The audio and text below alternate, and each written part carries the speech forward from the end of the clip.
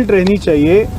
बाद में जब इसमें साफ सफाई का काम हमारा तेजी से चालू होगा तो सारे लोगों को भी आग्रह करेंगे कि वो भी आके यहाँ पे कार सेवा करें। परवेश सर, जल शक्ति मंत्रालय भी इसमें इन्वॉल्व है। आप लोगों की कोई मीटिंग्स वगैरह, एक्सपर्ट्स वगैरह को रोप इन करने की बात हो रही है। जल शक्ति डिपार्टमेंट और एक्सपर्ट्स का क्या रोल रहेगा सर इसमें?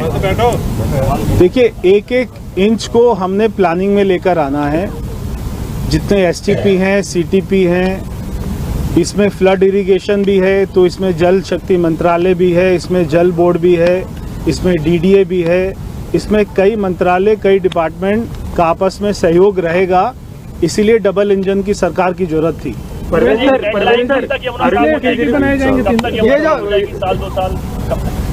देखिए, मैंने आपको हमेशा कहा, आप मेरे से अगर 24 घंटे के बाद में ये वाला क्वेश्चन पूछेंगे तो मेरा जवाब उसको 24 घंटे को घटा लीजिएगा।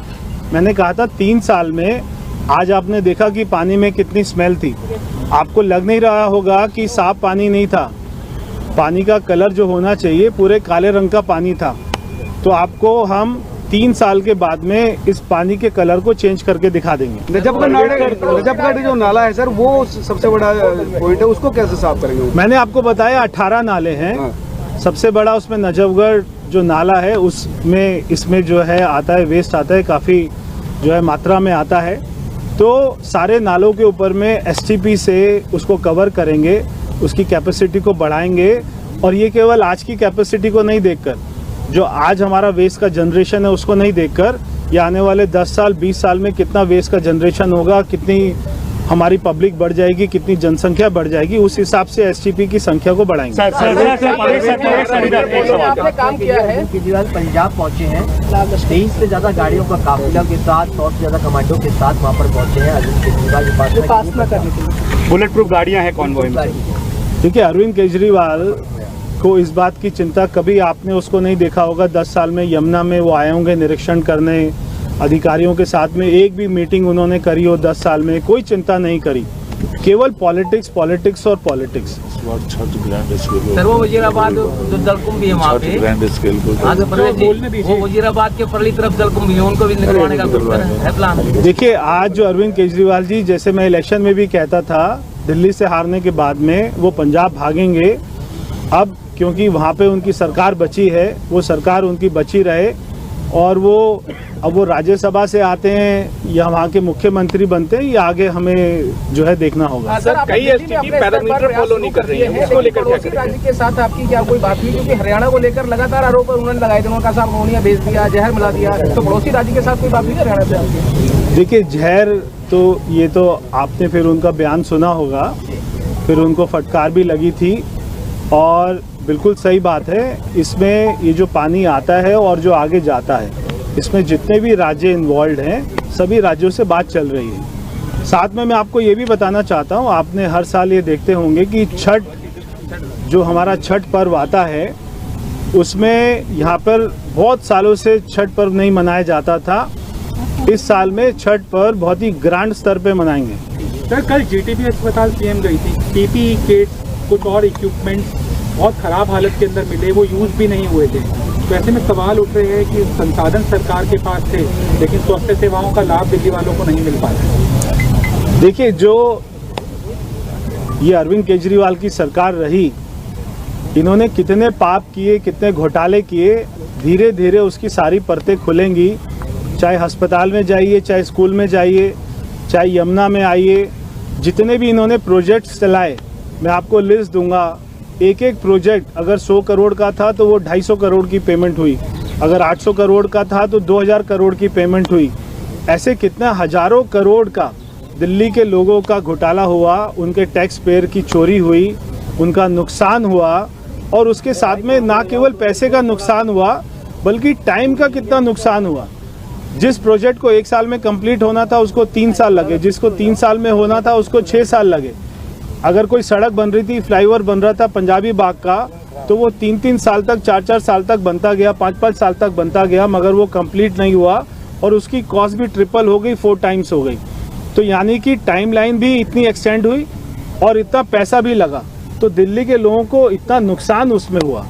सर यमुना में सर कितने एसटीपी प्लान बनाएंगे, प्लांट लगाएंगे? काम नहीं कर रहे हैं, उन एसटीपीज को कब तक ठीक कर लेंगे तो उसके बाद यमुना 70% तक साफ हो जाएगी। सॉरी सर, कई सारी एसटीपी ऐसी हैं जो बेसिकली पैरामीटर फॉलो नहीं करती हैं और वो टेस्ट बिल्कुल मैंने कहा कि जो एसटीपी की कैपेसिटी है उसको भी इंक्रीज करना है और उसका जो क्वालिटी है, जो उसमें से आउटपुट निकल रहा है ट्रीटमेंट होने के बाद में वाटर, उसको भी हमको क्लीन करना है। तो ये दोनों क्वालिटी और क्वांटिटी, ये दोनों की तरफ में हमें जो है हम लोग ध्यान देंगे। अरविंद केजरीवाल कह रहा था कि मशीनें तो 3 महीने से काम कर रही थी। दिल्ली वाले यमुना नदी के अंदर अगले 5 साल में भी नहीं, मैं ही लगाऊंगा सबसे पहले, चिंता मत करो।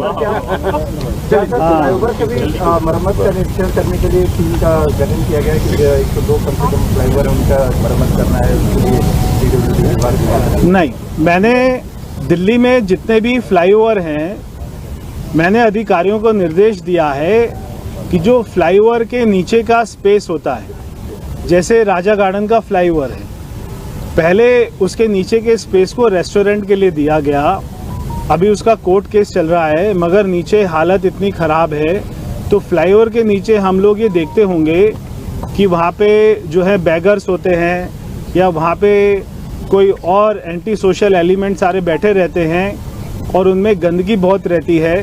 तो मैंने कहा है कि सारे फ्लाईओवर के नीचे जो अंडर फ्लाईओवर स्पेस है उसका निरीक्षण करने के लिए मैंने कहा है और उनमें टाइलिंग होनी चाहिए, उनमें ग्रिल होना चाहिए, उसका ब्यूटिफिकेशन होना चाहिए।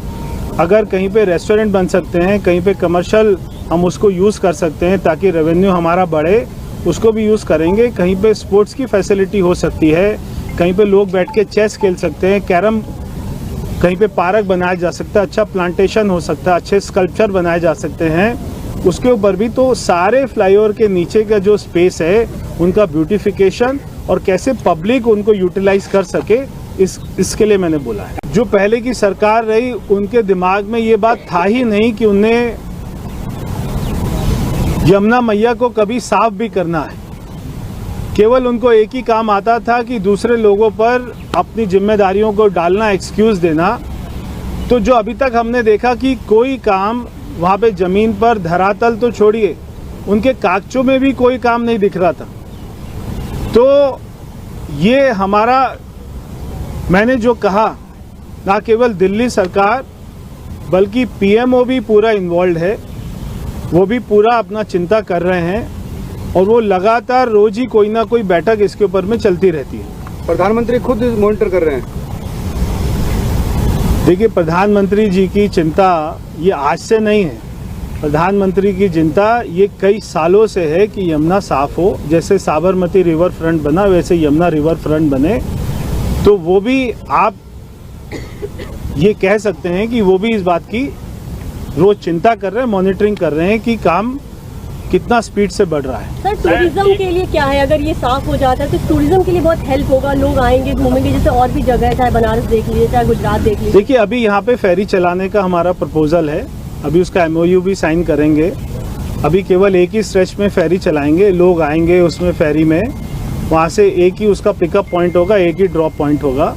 तो वहाँ के लोगों को, दिल्ली के लोगों को थोड़ा सा दिखाएंगे और वहाँ पे एक जो है फेरी में रेस्टोरेंट भी होगा।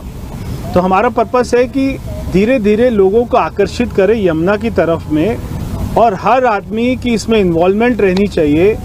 बाद में जब इसमें साफ़ सफाई का काम हमारा तेज़ी से चालू होगा तो सारे लोगों को भी आग्रह करेंगे कि वो भी आके यहाँ पे कार सेवा करें। परवेश सर, क्या जल शक्ति मंत्रालय भी इसमें इन्वॉल्व है? आप लोगों की कोई मीटिंग्स वगैरह, एक्सपर्ट्स वगैरह को रोप इन करने की बात हो रही है, जल शक्ति डिपार्टमेंट और एक्सपर्ट्स का क्या रोल रहेगा सर इसमें? देखिए, एक एक इंच को हमने प्लानिंग में लेकर आना है।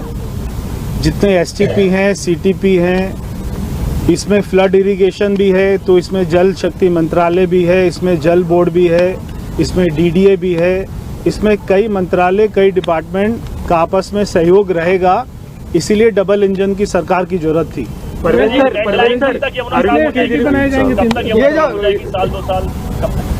देखिए, मैंने आपको हमेशा कहा, आप मेरे से अगर 24 घंटे के बाद में ये वाला क्वेश्चन पूछेंगे तो मेरा जवाब उसको 24 घंटे को घटा लीजिएगा। मैंने कहा था 3 साल में, आज आपने देखा कि पानी में कितनी स्मेल थी। आपको लग नहीं रहा होगा कि साफ पानी नहीं था, पानी का कलर जो होना चाहिए पूरे काले रंग का पानी था। तो आपको हम 3 साल के बाद में इस पानी के कलर को चेंज करके दिखा देंगे। नजफगढ़ जो नाला है सर, वो सबसे बड़ा पॉइंट है, उसको कैसे साफ करेंगे? मैंने आपको बताया 18 नाले हैं। सबसे बड़ा उसमें नजफगढ़ जो नाला है उसमें इसमें जो है आता है, वेस्ट आता है, काफ़ी जो है मात्रा में आता है। तो सारे नालों के ऊपर में एसटीपी से उसको कवर करेंगे, उसकी कैपेसिटी को बढ़ाएंगे। और ये केवल आज की कैपेसिटी को नहीं देखकर, जो आज हमारा वेस्ट का जनरेशन है उसको नहीं देखकर, ये आने वाले 10 साल 20 साल में कितना वेस्ट का जनरेशन होगा, कितनी हमारी पब्लिक बढ़ जाएगी, कितनी जनसंख्या बढ़ जाएगी, उस हिसाब से एसटीपी की संख्या को बढ़ाएंगे। आपने काम किया है, केजरीवाल पंजाब पहुंचे हैं, 23 से ज्यादा गाड़ियों का काफिला के साथ, 100 से ज्यादा कमांडो के साथ वहां पर पहुंचे हैं अरविंद केजरीवाल के पास करने के लिए। बुलेट प्रूफ गाड़ियां हैं कॉन्वॉय में। क्योंकि अरविंद केजरीवाल को इस बात की चिंता, कभी आपने उसको नहीं देखा होगा 10 साल में यमुना में वो आए होंगे निरीक्षण करने, अधिकारियों के साथ में एक भी मीटिंग उन्होंने करी हो 10 साल में, कोई चिंता नहीं करी, केवल पॉलिटिक्स पॉलिटिक्स और पॉलिटिक्स। सर वो वजीराबाद जो जलकुंभ भी है वहाँ पे, आंध्र प्रदेश, वो वजीराबाद के परली तरफ जलकुंभ भी है, उनको भी निकलवाने का है प्लान। देखिए, आज जो अरविंद केजरीवाल जी, जैसे मैं इलेक्शन में भी कहता था, दिल्ली से हारने के बाद में वो पंजाब भागेंगे। अब क्योंकि वहाँ पे उनकी सरकार बची है, वो सरकार उनकी बची रहे, और अब वो राज्यसभा से आते हैं या वहाँ के मुख्यमंत्री बनते हैं, या आगे हमें जो है देखना होगा। सर, कई एसटीपी पैरामीटर फॉलो नहीं कर रही है, उसको लेकर क्या करेंगे? राज्य के साथ आपकी क्या कोई बात हुई? क्योंकि हरियाणा को लेकर लगातार आरोप उन्होंने लगाए थे, उन्होंने कहा अमोनिया भेज दिया, जहर मिला दिया, तो पड़ोसी राज्य के साथ कोई बात हुई हरियाणा से? देखिए, जहर तो ये तो आपने फिर उनका बयान सुना होगा, फिर उनको फटकार भी लगी थी, और बिल्कुल सही बात है। इसमें ये जो पानी आता है और जो आगे जाता है, इसमें जितने भी राज्य इन्वॉल्व हैं, सभी राज्यों से बात चल रही है। साथ में मैं आपको ये भी बताना चाहता हूँ, आपने हर साल ये देखते होंगे कि छठ, जो हमारा छठ पर्व आता है, उसमें यहाँ पर बहुत सालों से छठ पर्व नहीं मनाया जाता था। इस साल में छठ पर्व बहुत ही ग्रांड स्तर पे मनाएंगे। सर, कल जीटीबी अस्पताल पीएम गई थी, पीपीई किट, कुछ और इक्विपमेंट्स बहुत ख़राब हालत के अंदर मिले, वो यूज़ भी नहीं हुए थे।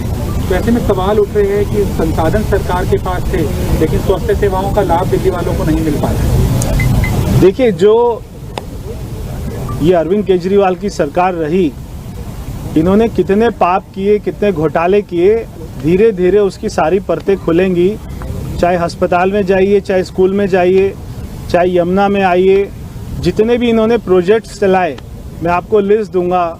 एक एक प्रोजेक्ट अगर 100 करोड़ का था तो वो 250 करोड़ की पेमेंट हुई, अगर 800 करोड़ का था तो 2000 करोड़ की पेमेंट हुई। ऐसे कितना हजारों करोड़ का दिल्ली के लोगों का घोटाला हुआ, उनके टैक्स पेयर की चोरी हुई, उनका नुकसान हुआ। और उसके साथ में ना केवल पैसे का नुकसान हुआ, बल्कि टाइम का कितना नुकसान हुआ। जिस प्रोजेक्ट को 1 साल में कंप्लीट होना था उसको 3 साल लगे, जिसको 3 साल में होना था उसको 6 साल लगे। अगर कोई सड़क बन रही थी, फ्लाईओवर बन रहा था पंजाबी बाग का, तो वो 3-3 साल तक, 4-4 साल तक बनता गया, 5-5 साल तक बनता गया, मगर वो कंप्लीट नहीं हुआ और उसकी कॉस्ट भी ट्रिपल हो गई, 4 टाइम्स हो गई। तो यानी कि टाइमलाइन भी इतनी एक्सटेंड हुई और इतना पैसा भी लगा, तो दिल्ली के लोगों को इतना नुकसान उसमें हुआ। सर, यमुना में सर, कितने एसटीपी प्लान बनाएंगे, प्लांट लगाएंगे? काम नहीं कर रहे हैं, उन एसटीपीज को कब तक ठीक कर लेंगे तो उसके बाद यमुना 70% तक साफ हो जाएगी? सॉरी सर, कई सारी एसटीपी ऐसी हैं जो बेसिकली पैरामीटर फॉलो नहीं करती हैं और वो बिल्कुल मैंने कहा कि जो एसटीपी की कैपेसिटी है उसको भी इंक्रीज करना है, और उसका जो क्वालिटी है, जो उसमें से आउटपुट निकल रहा है ट्रीटमेंट होने के बाद में वाटर, उसको भी हमको क्लीन करना है। तो ये दोनों क्वालिटी और क्वांटिटी, ये दोनों की तरफ में हमें जो है हम लोग ध्यान देंगे। अरविंद केजरीवाल कह रहा था कि मशीनें तो 3 महीने से काम कर रही थी। दिल्ली वाले यमुना नदी के अंदर अगले 5 साल में भी नहीं, मैं ही लगाऊंगा सबसे पहले, चिंता मत करो। फ्लाईओवर के भी मरम्मत का निरीक्षण करने के लिए टीम का गठन किया गया कि 102 कम से कम फ्लाईओवर उनका मरम्मत करना है, उसके लिए पीडब्ल्यूडी विभाग। नहीं, मैंने दिल्ली में जितने भी फ्लाईओवर हैं, मैंने अधिकारियों को निर्देश दिया है कि जो फ्लाईओवर के नीचे का स्पेस होता है, जैसे राजा गार्डन का फ्लाईओवर है, पहले उसके नीचे के स्पेस को रेस्टोरेंट के लिए दिया गया, अभी उसका कोर्ट केस चल रहा है, मगर नीचे हालत इतनी ख़राब है तो फ्लाईओवर के नीचे हम लोग ये देखते होंगे कि वहाँ पे जो है बैगर्स होते हैं या वहाँ पे कोई और एंटी सोशल एलिमेंट सारे बैठे रहते हैं और उनमें गंदगी बहुत रहती है। तो मैंने कहा है कि सारे फ्लाईओवर के नीचे जो अंडर फ्लाईओवर स्पेस है उसका निरीक्षण करने के लिए मैंने कहा है, और उनमें टाइलिंग होनी चाहिए, उनमें ग्रिल होना चाहिए, उसका ब्यूटिफिकेशन होना चाहिए। अगर कहीं पे रेस्टोरेंट बन सकते हैं, कहीं पे कमर्शियल हम उसको यूज़ कर सकते हैं ताकि रेवेन्यू हमारा बढ़े, उसको भी यूज़ करेंगे। कहीं पे स्पोर्ट्स की फैसिलिटी हो सकती है, कहीं पे लोग बैठ के चेस खेल सकते हैं, कैरम, कहीं पे पार्क बनाया जा सकता है, अच्छा प्लांटेशन हो सकता है, अच्छे स्कल्पचर बनाए जा सकते हैं उसके ऊपर भी। तो सारे फ्लाईओवर के नीचे का जो स्पेस है उनका ब्यूटिफिकेशन और कैसे पब्लिक उनको यूटिलाइज कर सके, इसके लिए मैंने बोला है। जो पहले की सरकार रही उनके दिमाग में ये बात था ही नहीं कि उन्हें यमुना मैया को कभी साफ भी करना है। इन्वॉल्वमेंट रहनी चाहिए। बाद में जब इसमें साफ सफाई का काम हमारा तेजी से चालू होगा तो सारे लोगों को भी आग्रह करेंगे कि वो भी आके यहाँ पे कार सेवा करें। परवेश सर जल शक्ति मंत्रालय भी इसमें इन्वॉल्व है, आप लोगों की कोई मीटिंग्स वगैरह एक्सपर्ट्स वगैरह को रोप इन करने की बात हो रही है, जल शक्ति डिपार्टमेंट और एक्सपर्ट्स का क्या रोल रहेगा सर इसमें? देखिए, एक एक इंच को हमने प्लानिंग में लेकर आना है। जितने STP हैं, CTP हैं,